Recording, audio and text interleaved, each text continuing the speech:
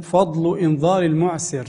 لو أن لك دين عند إنسان ووجدته معسرا لا يستطيع السداد فاصبر عليه فلك الأجر والثواب. ودليل ذلك حديث بريدة رضي الله عنه قال: سمعت رسول الله صلى الله عليه وسلم يقول: من أنظر معسرا فله بكل يوم مثله صدقة. ثم سمعته يقول: من أنظر معسرا فله كل يوم بمثليه صدقة.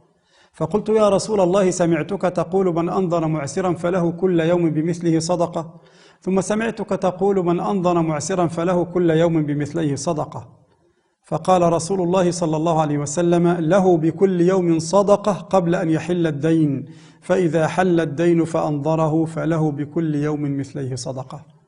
تصور لو أنك أقرضت إنسانا 1000 لمدة شهر، كل يوم يحسب لك كأنما تصدقت ب1000، في نهاية الشهر كأنك تصدقت ب30,000.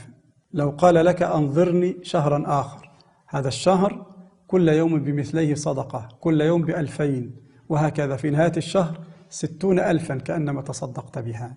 أجر عظيم وثواب جزيل. رابعا